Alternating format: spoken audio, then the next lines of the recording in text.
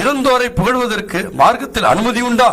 இறந்து போனவர்களை புகழ்வதற்கு நம்முடைய மார்க்கம் அனுமதி வழங்குகிறது.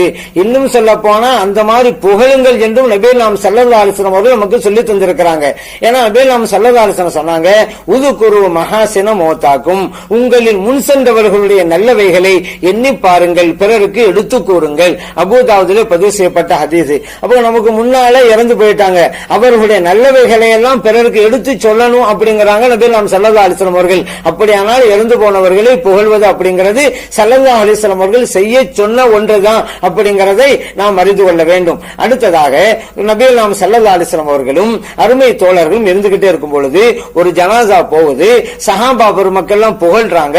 இப்ப நபிகள் நாம் ஸல்லல்லாஹு அலைஹி வஸல்லம் சொன்னாங்க, வஜபத் கடமையாக விட்டது அப்படின்னாங்க. சஹாபா பெருமக்கள் என்ன கடமையானது யார் சொல்லலாம் அப்படின்னாங்க.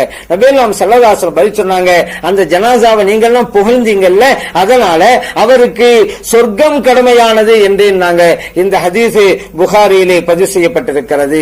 அப்படிங்கும் பொழுது இறந்து போனவர்களை புகழலாம். அப்படி நாம் புகழ்வது இறந்து போனவருக்கு நன்மையை சேர்ப்பிக்கும் அப்படிங்கறத கூட இந்த ஹதீஸின் மூலம் புரிந்து கொள்றோம். புகழ்ந்தது சஹாபா பெருமக்கள், அதன் மூலம் இறந்து போனவருக்கு கிடைத்த பரிசு என்ன? சொர்க்கம். ஸல்லல்லாஹு சொன்னாங்க, நீங்க புகழ்ந்தீங்க, அதனால அவருக்கு சொர்க்கம் கடமையானது. அதனால இறந்து போனவர்கள் நல்லவர்களாக, நல்லடியார்களாக, இறை நேசர்களாக இருந்தால் அவர்களை புகழ வேண்டும். அது நமக்கும் நல்லது, அவர்களுக்கும் நல்லது அப்படிங்கறத நாம் அறிந்து கொள்ள வேண்டும். அதே போல நபிகள் நாம் ஸல்லல்லாஹு அலைஹி வஸல்லம் அவருடைய காலத்திலே சிறுமிகள் எல்லாம் பத்ர் யுத்தத்தில் ஷஹீதானாங்கல்ல, அந்த சஹாபா பெருமக்களை புகழ்ந்து பாடிக்கிட்டு இருந்தாங்க. நபிகள் நாம் ஸல்லல்லாஹு அலைஹி வஸல்லம் அவங்களை பார்த்த உடனே அந்த சிறுமிகள் எல்லாம் நபிகள் நாம் ஸல்லல்லாஹு அலைஹி வஸல்லம் அவர்களை புகழ ஆரம்பிச்சாங்க. எங்களிடம் ஒரு நபி இருக்கிறார், நாளை என்ன நடக்கும் என்பது அந்த நபிக்கு தெரியும் அப்படின்னாங்க.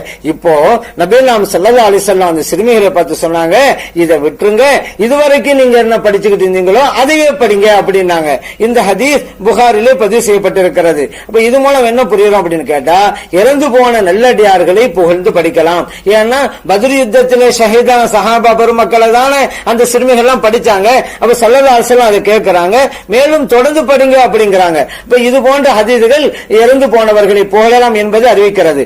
இந்த ஹதீஸ்ல இன்னொரு செய்தியையும் நாம் கவனத்திலே கொள்ளணும். நபிகள் நாம் ஸல்லல்லாஹு அலைஹி வஸல்லம் அவர்களே புகழ ஆரம்பிச்சாங்க. இந்த சிறுமிகள் ஸல்லல்லாஹு அலைஹி வஸல்லம் அவங்களை கண்ட உடனே அவங்க சொன்ன வாசகம் என்ன?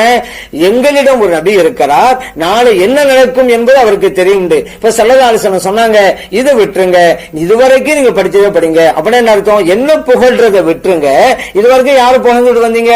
பத்ர் யுத்தத்தில் ஷஹீதான சஹாபா பெருமக்களை தானே, அவங்களையும் புகழுங்க அப்படிங்கிற கருத்துல தான் ஸல்லல்லாஹு அலைஹி வஸல்லம் சொன்னாங்களே தவிர, மறைவான ஞானமே எனக்கு அறவே கிடையாது, அல்லாஹ் தஆலா எனக்கு சொல்லி தரவே இல்லை அப்படிங்கிற கருத்துல எல்லாம் அப்படிங்கறத நம்ம புரிஞ்சு கொள்ளணும். ஏன்னா அந்த கருத்துல சொல்லி இருந்தா, இப்ப சில பேர் சொல்றாங்கல்ல, இப்படி எல்லாம் சொன்னா தப்புண்டு. அப்ப அந்த சிறுமிகளை பார்த்து ஸல்லல்லாஹு சொன்னாங்களா, நீங்க ஷிர்க்குடைய வாசகத்தை சொல்லிட்டீங்க, உடனே கலிமா சொல்லுங்க அப்படின்னு ஸல்லல்லாஹு கலிமா சொல்லி கொடுத்தாங்க.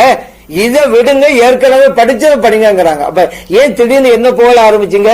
இது வரைக்கும் யாரு புகழ்ந்தீங்க? சஹாபா பெருமக்கள் தானே, அவங்களே புகழ்ந்து படிங்க அப்படிங்கிற கருத்துல தான் சொன்னாங்க.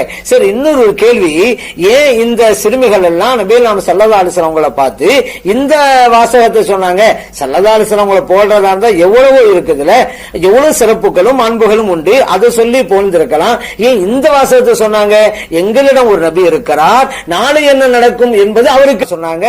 பத்ர் யுத்தத்திலே இது நடந்தது, அதனால அதை குறிப்பிட்டு காட்டுறாங்க. பத்ர் யுத்தம் நாளை நடக்க போகுதுங்க. ஸல்லல்லாஹு அலைஹி வஸல்லம் அருமை தோழர்கள் எல்லாம் இன்னைக்கு கூட்டிட்டு போய், அருமை தோழர்களே நன்றா பாத்துக்கிறங்க, இந்த இடத்துலதான் நாளைக்கு அபூஜஹல் கொல்லப்படுவான் ஒரு இடத்தை காமிக்கிறாங்க.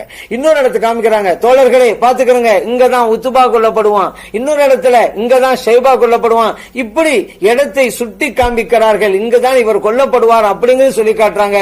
அடுத்த நாள் யுத்தம் நடைபெறுகிறது, இஸ்லாமியர்களுக்கு வெற்றி கிடைக்கிறது. நபிகள் நாம் ஸல்லல்லாஹு அலைஹி வஸல்லம் எந்த இடத்தை சுட்டி காட்டி யாருடைய பேரை சொன்னாங்களோ அந்தந்த இடங்களில் அவரவர்கள் கொல்லப்பட்டு கிடந்தார்கள். புகாரியிலே பதிவு செய்யப்பட்டிருக்கிறது, முஸ்லிமிலே பதிவு செய்யப்பட்டிருக்கிறது. பாத்தீங்களா, நாளைக்கு என்ன நடக்குங்கிறத இன்னைக்கு சொன்னாங்களா இல்லையா ஸல்லல்லாஹு அலைஹி வஸல்லம்? நாளைக்கு யாரெல்லாம் மரணிப்பாங்க சொல்லிட்டாங்க, எந்த இடத்துல மரணிப்பாங்க அதையும் சொன்னாங்க. சும்மா கூட சொல்லல, சும்மா கண் சாடையா காட்டி இங்கதான் அப்படிங்கல, விரலை வச்சு காமிக்கிறாங்க, இங்கதான் இங்கதான் சொன்ன மாதிரி துல்லியமா நடக்குதா இல்லையா? இப்ப பத்ர் யுத்தத்துலதான் நாளைக்கு என்ன நடக்கும் ஸல்லல்லாஹு சொல்றாங்க. அந்த சிறுமிகள் பத்ர் யுத்தத்தில் ஷஹீதான சஹாபா பெருமக்களை தான் புகழ்றாங்க. அதனாலதான் பொருத்தமாக இந்த வாசகத்தை சொன்னார்கள் அப்படிங்கறதையும் நாம் அறிந்து கொள்ள வேண்டும்.